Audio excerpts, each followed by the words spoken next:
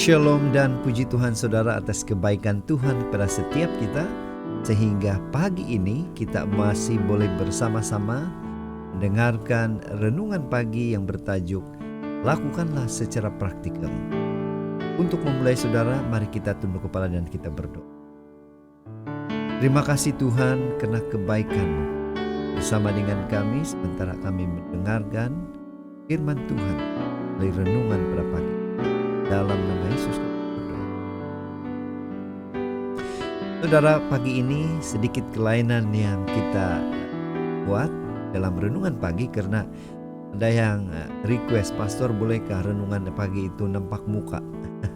Itu makanya pagi ini saudara, saya mencoba untuk memaparkan ya secara live, secara ini memperlihatkan muka sementara kita mendengarkan renungan pagi kita. Nah saudara, yang menjadi pertanyaan untuk kita pagi ini ialah apa yang kita harus lakukan secara praktikal.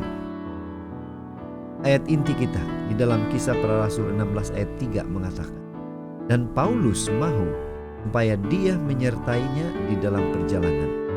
Paulus menyuruh menyunatkan dia karena orang-orang Yahudi di daerah itu, sebab setiap orang tahu bahwa bapaknya adalah orang Yunani. Siapa yang Paulus minta ini? Siapa yang Paulus bawa ini? Dan lain tidak bukan, ini adalah kisah di dalam Kisah Para Rasul 16 ayat 1 hingga 5. Ini merupakan kisah di mana Paulus memanggil Timotius untuk mengikutinya di dalam pelayanan. Apa respon Timotius? Mari kita mulai dengan sebuah ilustrasi. Nah, jika kita mahu mengajar anak kita supaya boleh menunggang basikal, apa yang Anda lakukan?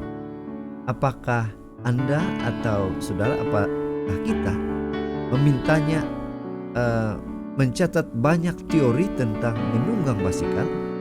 Tentunya tidak. Kita biasanya akan langsung membawanya ke jalan atau lapangan bersama dengan basikalnya. Dengan memegang basikalnya dan memberikan dorongan, kita memintanya untuk langsung naik dan mengayuh basikal. Dengan cara itulah dia akan lebih cepat boleh menunggang basikal. Apa kata Alkitab saudara tentang mengajar orang lain? Mari kita kembali kepada bacaan kita. Di sini Paulus juga menggunakan konsep serupa di dalam mengasah Timotius untuk menjadi pelayan yang kuat dan setia. Dia tidak meminta Timotius untuk memperbanyakkan ikut seminar kepimpinan dan pelayanan, tetapi meminta Timotius untuk ikut serta secara praktikal di dalam pelayanan bersama Paulus.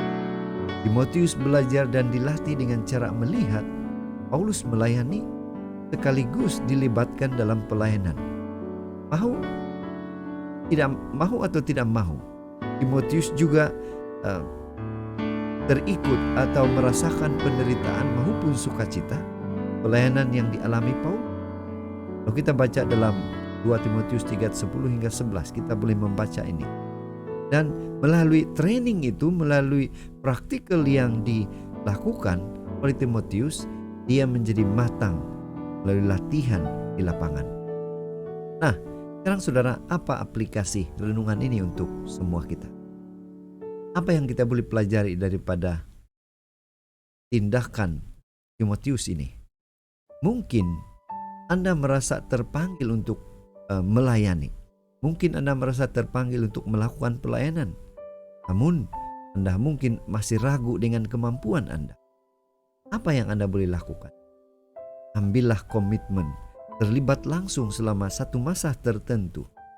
Ini pasti boleh memberikan pengalaman dan menjadikan latihan terbaik bagi kita. Dan bagi para pemimpin, mungkin juga harus mempersiapkan mereka yang melayani.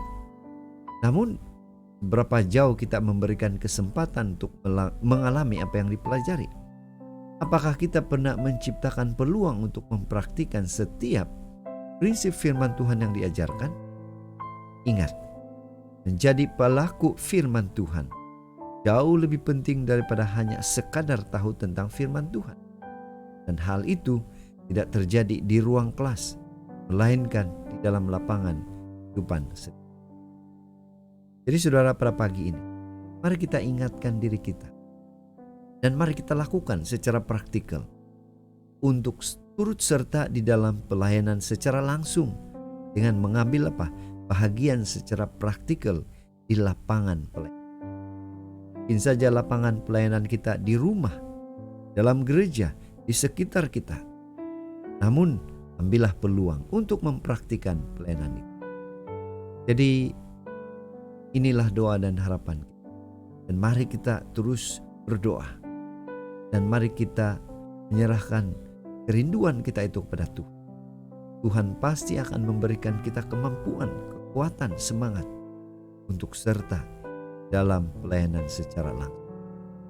Mari saudara, mari kita tetap setia, mari kita tetap semangat, dan mari kita tetap positif di dalam melakukan pelayanan kita. Apapun kapasiti kita, dan pasti